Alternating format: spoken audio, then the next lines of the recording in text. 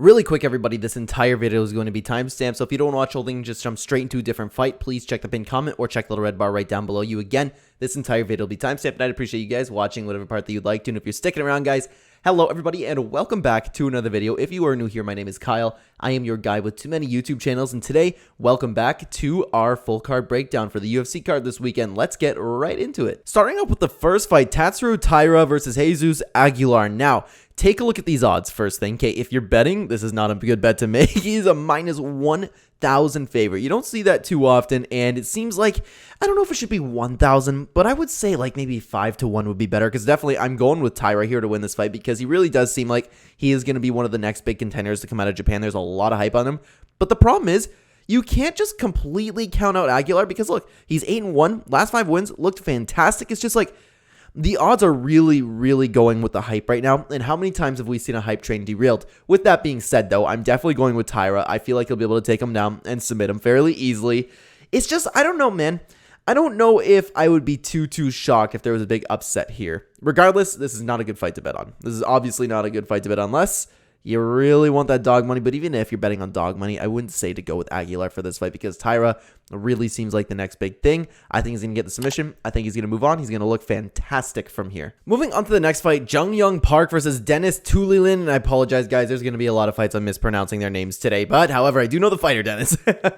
Okay, so this one is a little bit of, I'm kind of like 60-40 on this one for Denis here.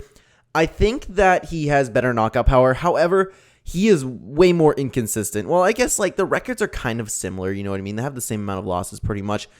I know, but the thing that worries me here is when you take a look at Tiuliulin's record, win-loss, win-loss, win, and Jeong Yeong Park has been fighting better competition than Denis has. However, Denis has that style where he has really heavy hands, and he goes in and really likes to start swinging, hence the win-loss, win-loss, win. So, I don't know. I can see Park. Let's take a look at his loss here. What was? Oh, yes, it was Gregory Rodriguez. Sorry, I don't know why I didn't remember that there. He has been caught in the past. Oh, man, this is a tough one.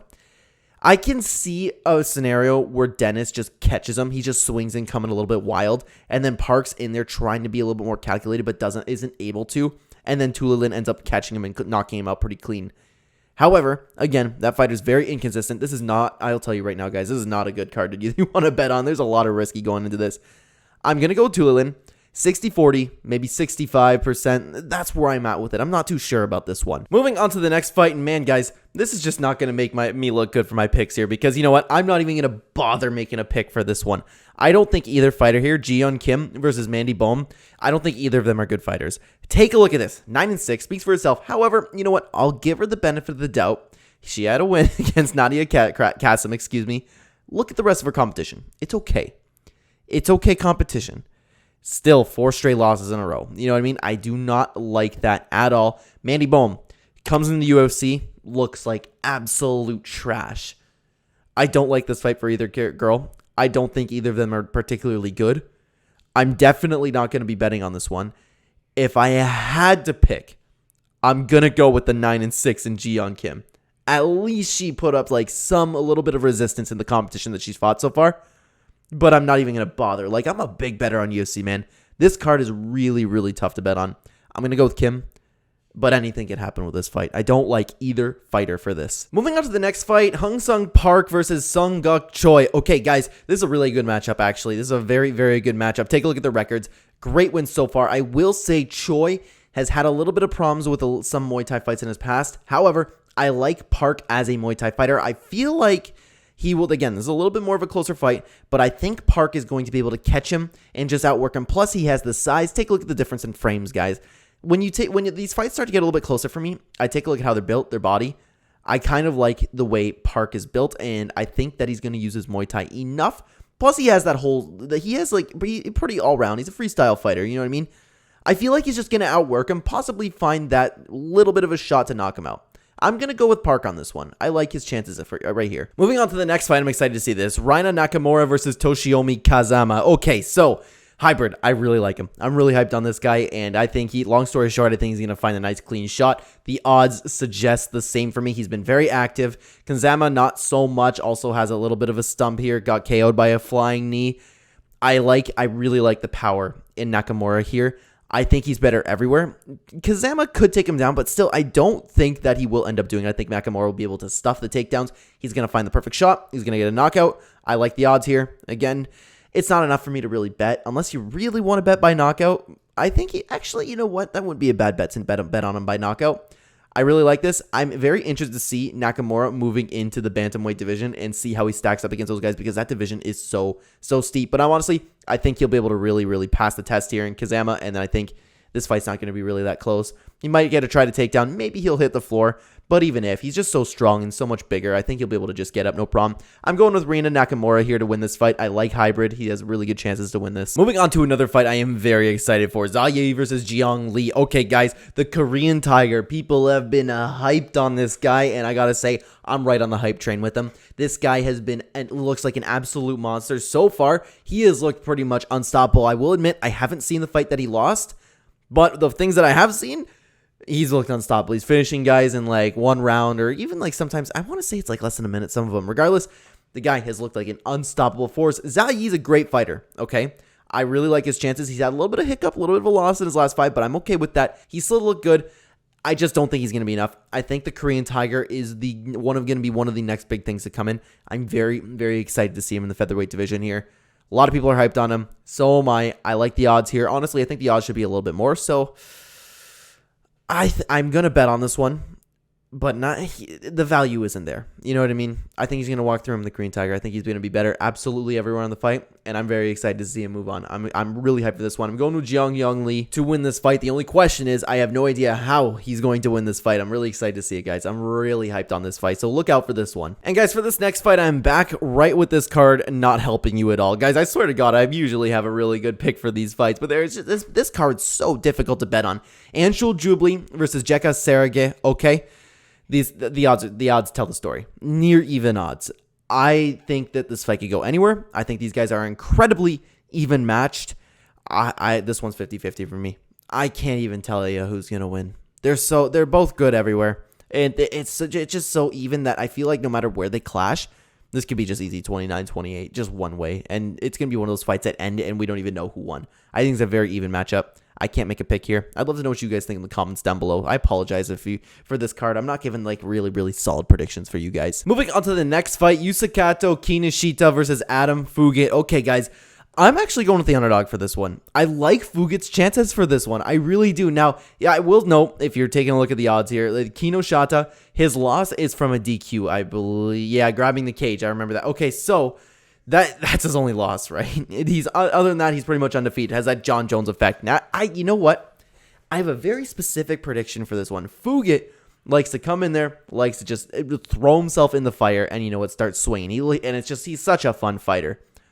I have a feeling Kinoshita, who likes to be a little bit more technical, I think he's gonna have a little too much pressure on him. I think he's gonna get caught. Plus, he's only 22. Yes, he has an okay amount of fights, but still the experience isn't there. And Fugitt has, I understand, like they've had pretty much the same amount of fights, but this guy has been training for longer, and he's more willing to throw himself right into the fire. I like Fugitt's chances for this one. Of course, this one's a little bit risky, especially when you take a look at his fight style, right? But I'm going to go with him. I'm going with the underdog for this one. I like Fugitt's chances. Moving on to the next fight, guys. I am so excited for this one. I am so excited for the return of the Korean Superboy. We have Choi versus Kyle Nelson. This is a very tough one to pick. Okay, if it wasn't for the layoff of Choi, I would pick him. Okay, I think he would win. However, it's not like he was off doing nothing. Of course, he was over there for that mandatory training. This is the right opponent to come back to. How long ago was that fight? I think it was 3 years, as I was going to guess 3 years. He lost to some really good names, okay? Charles Jourdain, Jeremy Stevens, Cub Swanson, and this is the big problem, the Cub Swanson fight. One of the greatest fights of all time. I think he took too much damage there, and I think his chin just lost, and I don't think his body's been keeping up. Maybe the layoff could fix that a little bit. Maybe that he can come back with a layoff, rejuvenated, you know what I mean? I don't imagine like he was training too much. You know what I mean? He was mostly doing this service. Of course, the damage, you could see it with Charles Jourdain and Jeremy Stevens. He just did not look the same after the Cub Swanson fight. Very aggressive style. He comes in, but he just can't take the same amount of damage.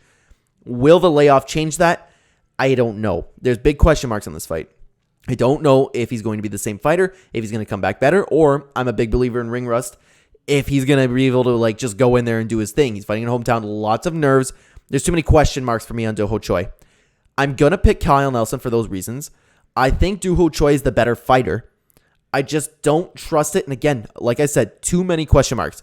Kyle Nelson, I don't think is very good, to be honest with you. And I don't mean to be disrespectful. Fellow Canadian fighter. We Canadians, we usually suck at this stuff. You know what I mean? So, like, even take a look at his opponents. Jai Herbert, Billy Quarantillo. Yeah, that aged very well. Quarantillo looks fantastic, but he's been KO'd and TKO'd before. You know what I mean? This guy can be finished. Do-Ho Choi is a finisher. Likes to go aggressive. Likes to finish his opponents. It's a toughie. I'm picking Kyle Nelson, but I'm not sure about it. The only reason that I am picking Kyle Nelson is because there are too many question marks on Do-Ho Choi right now. He should win on paper. Again, too many question marks for me to pick him. I'm going with Kyle Nelson on this one. Moving on to the next fight, Marcin Tybura versus Blagoy Ivanov. Okay, so here's the thing. Tybura, he keeps surprising me. Every single time I pick against him, I'm going, hey, you know what? He looked kind of good in that fight. And then he's just like, he's been very consistent. Even his loss against, I think that was against Alexander, Volkov. Okay, so even in that fight, he did look good. I didn't remember if he won or lost that fight. But it's still, this fight is very easy to predict for me. I'm actually going to throw a bet that this goes to a decision. I think this is going to be a very slow-paced fight, and Tybura is going to be a little bit quicker, touching him up just a little bit more, and doing just enough to win the fight. Very confident in this one, and I always forget that Tybura is 37 years old, too. I think the odds shouldn't be the same. Like, even, look, Blagoy isn't he's not a very consistent fighter as of late. He was great coming into the UFC, but still, as we saw the competition, and of course, like, his losses weren't the best. He did beat Tai Tuivasa, which was very surprising to me back in the day, you know what I mean? So, again, I'm going with Tybura. I think he'll do enough. I think he'll touch him up. I think it's going to be a very slow-paced fight. I think he's going to do enough to get a decision win. That's what I'm throwing my money on is Marcin Tybura by decision. Moving on to the co-main event, Da Eun Jung versus Devin Clark. This one's a 60-40 for me. Again, like, there's so many hard fights to pick on this, guys. It's such a good card for fights to watch. This all depends how Devin Clark shows up. Is he going to come in the first round and just go nuts and end up touching up Jung enough to knock him out?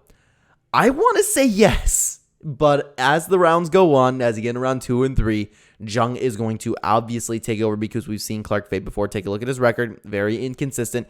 Yes, Jung did lose his last fight. However, he still looked good. You know what I mean? Something else to note, though, is he hasn't fought nearly the same amount of competition that Devin Clark has. Yeah, you know what? Look at the record. A little bit of a problem. But Clark has fought good opponents, and he comes out very, very tough in the first round. I think, again, 60-40 in this one. Not too sure, but if I had a gun to my head, I'd say Clark is going to go out there, have like guns blazing. I think he is going to touch him and knock him out. That's my pick. I'm going with Devin Clark, but I am very unsure about this one. Moving on to the main event of the evening. Derek Lewis versus Sergey Spivak. Okay, guys, tough one. Derek Lewis, I always say I will never bet on again. Never, never, never, never, never, never. Especially after that Curtis Blades. You can bet on Curtis Blades to beat Derek Lewis, and that should have been a fight where it's like, no way, this skill difference is ridiculous. And after that, I'm like, no, I'm not betting on Derek Lewis anymore because he's one of those fighters where literally anything can happen. Literally anything. That's why he's so exciting. However, he has had a very rough go recently. Let's take a look at his last fights, okay? Sergey Pavlovich, and excuse me there, I didn't mean to mispronounce the name there, Tai Tuivasa, which that surprises me, man. This one did not surprise me. Chris Dawkins, that was a good matchup for Derek Lewis. Sirogan, Curtis Blades, this one, that he looked horrible. Horrible, horrible, horrible. Now, the polar bear. This guy's on a roll. He's looking great. Beat Yasuo Sakai. Greg Hardy had a loss to Tom Aspinall, but everybody's been losing to Tom Aspinall except Curtis Blades. But even then, you were like, you know what I mean. Looking at even Alexei Olenek and Jared Vandera. Obviously, Derek Lewis has fought the better competition. Anything can happen with his knockout power. I think Sergey is going to try and take him down. But the problem with Derek Lewis is he going to just give up? Or is he going to do the Derek Lewis, oh, I'm done now. I'm done being on the ground. I'm just going to stand up and knock you out. Like, this fight has so many question marks on it, especially with Derek Lewis. I originally did pick Derek Lewis when this fight first got announced. But I'm like, no, especially after his last fight, man. He just does not look good. His chin seems to be finally going. It all depends, man. Like, can he catch him before he gets to the ground? I don't know. I'm going to go with Spivak. Just because Derek Lewis has been disappointing me as of late. He's out of his last 5, he lost 3 of them. But anything can happen. Like I said, in a Derek Lewis fight, he's also 37 now. Also, one thing to note is Derek Lewis does look like he is in fantastic shape right now. Have you seen those pictures of him? I was excited I was not so excited when his fight got canceled because I was really looking forward to it. He looks like he's in fantastic shape right now. Will that help him in the heavyweight division? Will he be quicker, or is he not going to be as strong? So many question marks on this entire card. I'm going to go with Sergey Spivak, but Derek Lewis could very well knock him out. You know what I mean? So, tough one. Let me know what you guys think about this fight down below. And that's going to do it for this video, guys. Thank you so much for watching. If you are new here and enjoy the content, please consider hitting like button, help the channel a ton, and subscribe if you're brand new. Check the description down below for links to all of my other channels, and let me know what your predictions are down below. This was a very, very tough card to pick. So, let me know what you picked. I'm very interested. I'll comment down below, and I would love to talk to you guys there. Thank you so much for watching again, guys. I will see you in the next one. Take care.